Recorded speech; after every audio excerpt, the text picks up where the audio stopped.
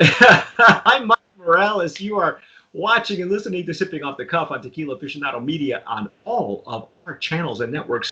I'm here in the heartbeat of Southern California. That gentleman out there is Matt Metris in Rochester, New York.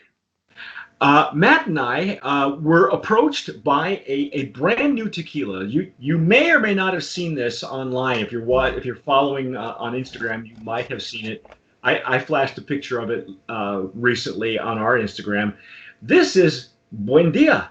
Have a good day. Good day. It's not It got Australian somehow. No, it's not Australian. This has got a nice, clean look. It looks like almost like a vodka bottle, doesn't it? Mm-hmm. It really does. Nice, classy bottle. Nice glass stopper. Yeah, I love these stoppers. I know some people don't like them, but I think they seal quite well. And it's got some interesting backstory, but I think the best thing we do is we taste it first, and then we give you all the ins and outs. But this is a brand new one. I'm going to go on a limb and say this is a Brand of Promise nominee in packaging, man, because yeah, I agree. It's got that nice clear vodka look to it. You can see the on the back label, it's kind of two-sided, so you can see through it. Mm-hmm. The cork, like I say, it's a plastic cork. It's really nice. It flips off and on, and no seepage as far as I could tell. I just broke the seal on this one. Me too. So I guess we need to. Yeah, do we have any bubbles on this thing? Yeah, some bubbles. Oh, we got some. Okay. Yeah. This is a pretty full bottle too, man. It's heavy. It's a substantial bottle, but. Mm-hmm. Yeah, Buendia, 100% puro de agave. So I'm gonna pour mine into my tazo jarrito. Ooh, you got a little. I'm interested. Got a little whiff on the cork there. Wow. Oh, this is nice. It's got like almost like a little gasket on the cork to seal it really well. Yeah, so it seals very nicely. There are a few bottles that I've noticed we're starting to come out doing these, and I like that. I obviously it's it's a little bit more, I guess, sustainable, and you, the bottle, it's not you don't worry about the cork breaking off or anything like that or leaching into the tequila. But anyhow, it's pristine. It's shiny. Nice legs, nice tears. Is just taking a. Oh, there it goes. Yeah, right. Now, Buendia only has a Blanco at this time, which is fine. They're brand new, right? Yeah, they're brand new. The two gentlemen involved, the CEO and the COO, are college friends, and as we go through this whole thing, I'll try to give you some more info on who they are. But Titus Barrios is the COO, and he's I guess an engineer from UC Davis. And the other gentleman is Brandon Sichardi. I hope I'm pronouncing that correctly. And he's the COO, and he's also a former Air Force veteran. So the two of these guys are going to get some good heads on their shoulders. And anyway, it is visually attractive. It's nice. It's clean. Now I snuck a whiff when I opened it. And it's green. Mm-hmm. Wow, it's bright with some lime zest on it, I think.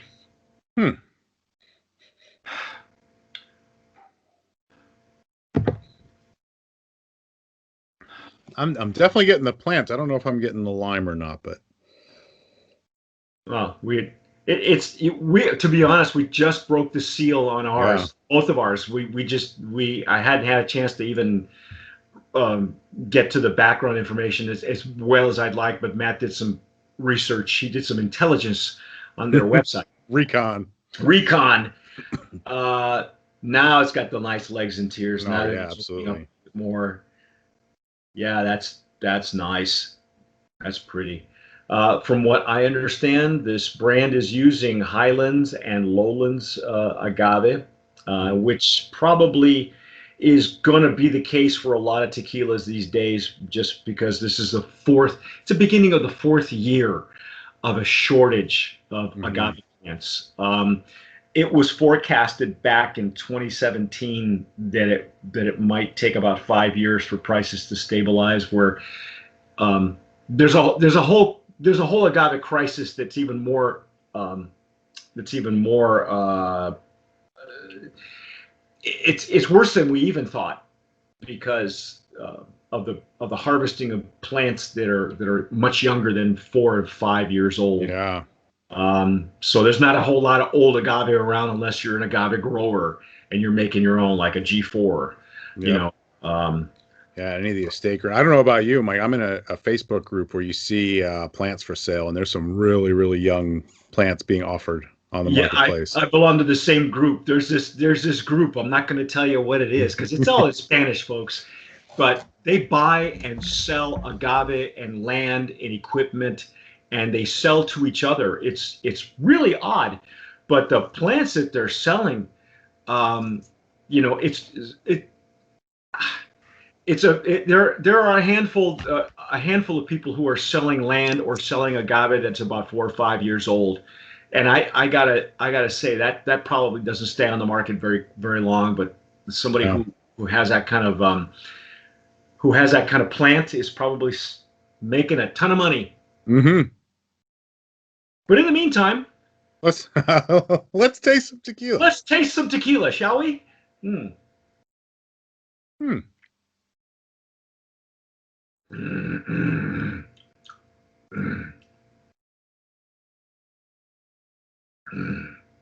Oh, that's good, man.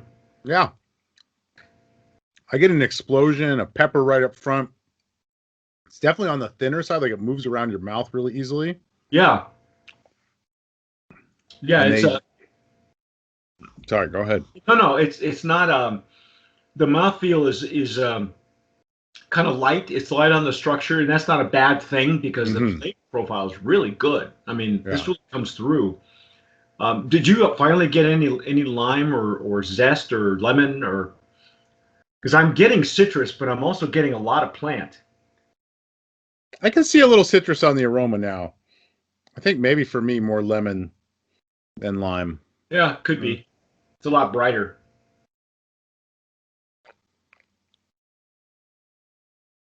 I don't get as much of that in the flavor in the taste though.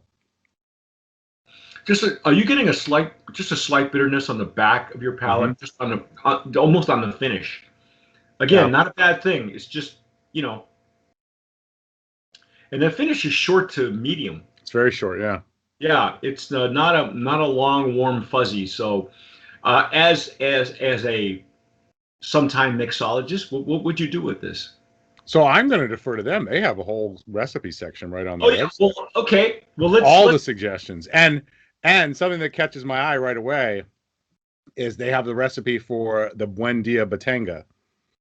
And so I'm always a sucker for that if we're going to make it the right way, and that means we're going to use a knife to stir it up. Right.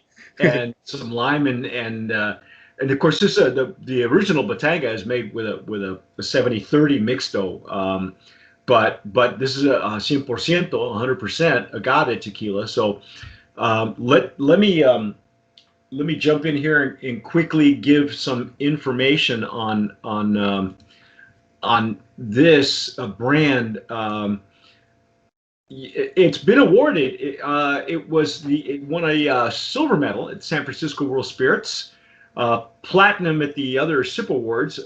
It comes from NOM 1438, that's Destiladora del Valle, which is one of the more reputable and largest maquiladoras in producing a lot of brands like Siempre. I think there's a few other ones that we've had from there. Calavera was one of my first ones that I had there, which I thought was very well done. So apparently this distillery, it's kind of like La Cofradia. It's got a lot of reputable brands, a lot of award-winning brands that come out of that distillery. So What else do we know about it? What are they telling us on the on their process? Yeah, they got a lot of information on their process. So they highlight that they're using agave from all over, pretty much a blend of highland and lowland. They're also using a combination of brick ovens and autoclaves. See, I thought so because I thought that there was a hint of some sort of oven. I had done a tasting, maybe it was with you, I think a few days back, and I could was maybe not even with you. There was somebody who did last week Yeah. that you could smell more brick oven, Mm-hmm. and I hadn't smelled one of those in a long time. It may have been with you. It might have been the Maswave Oh, tequila. I think it was. Yeah. Yeah, and that was really an old school. That smell Yeah. just brought it all back. But I thought there was a hint of that in this. But it Yeah. was So, mostly, when you smell more green of the plant, you generally associate that with an autoclave, hmm baked, yeah, agave. yeah. So But there's what else do they have? nice mix there. So they're using a roller mill. Okay. They identify their water source as a spring near the town of Tequila. Um, Oh, okay. Fermented in large stainless steel tanks and double distilled. Doesn't say what they're. Stainless steel stills. And then using reverse osmosis to bring it down to 80 proof. They're also doing oxygenation and chill treatment. So they're running it through oxygenation for 12 to 48 hours, and they're also bringing it down to -2 Fahrenheit for 12 hours, and then bringing it back up. Really? Yeah. I wonder what that, anything that they can do to try to settle the tequila from rounding out the edges. I've heard oxygenation and I've heard the chill treatment, but I've never heard of them doing both Both. Yeah. on one tequila. So, and that could be because the water source may be natural spring water. It might have more minerals. Reaching hmm spring runs through the distillery and is used in our tequilas. Okay, well, natural spring water. So um, I like the information that we have. They give you the symbolism behind the eagle. It does represent the U.S. and also is kind of an homage to the Air Force because Brandon did time. He was he was a crew chief of the F-15 Eagles. Yeah. I was telling Matt off camera, he and Lisa would have a field day talking about all that stuff because Lisa's an Air Force vet also. So anything else that we should know about this brand that makes it unique? I didn't see anything on pricing.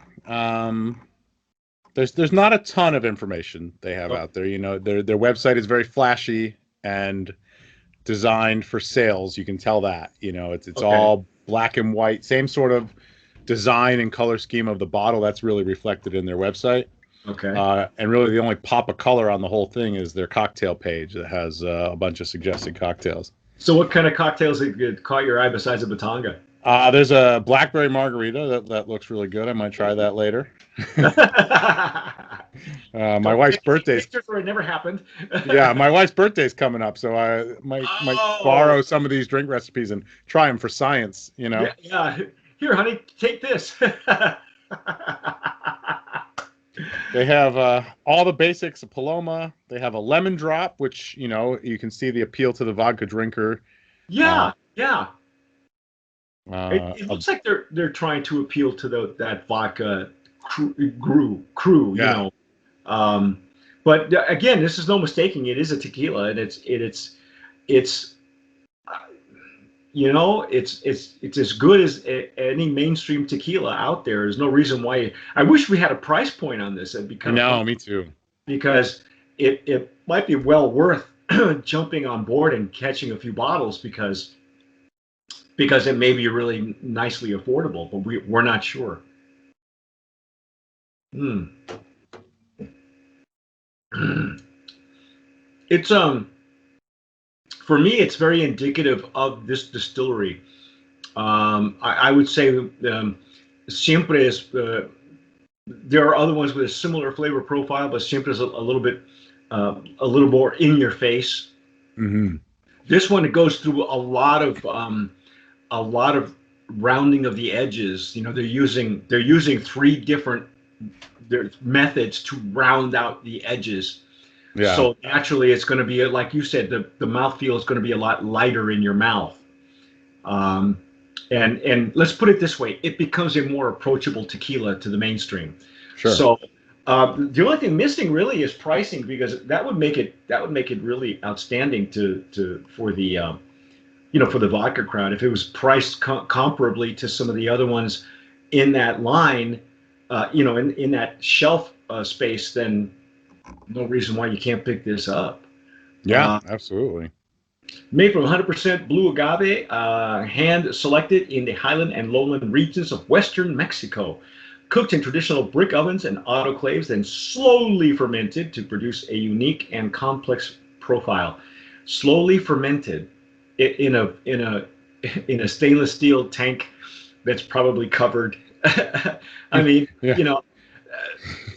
Everything, when you say slowly fermented, I can see where you slowly autoclaves, because I know a lot of people do that, the slow cook on the autoclave to try to emulate, the brick oven, only it's cleaner because it's not, you don't have the residue that builds up and the caramelization. But okay.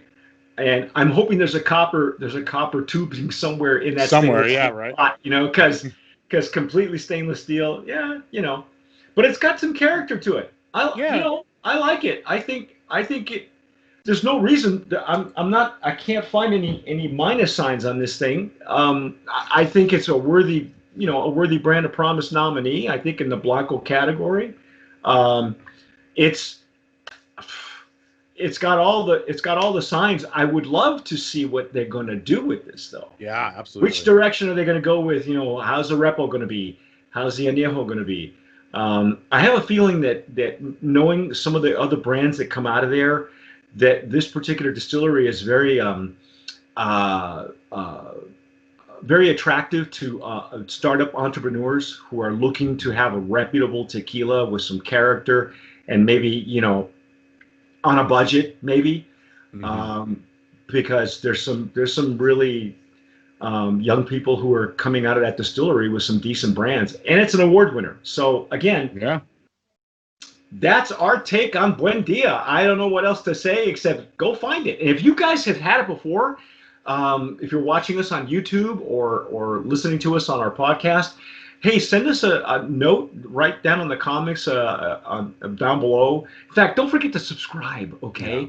Hit the notification bell, give us a like, and if you've had Buendia, tell us what you think and how much you're paying for it. Yeah, and, exactly. What did it cost? Yeah, because if if it's worth the darn, back up the truck, because there's nothing wrong with this. It's obviously versatile. It's cocktail friendly. It's probably food friendly too.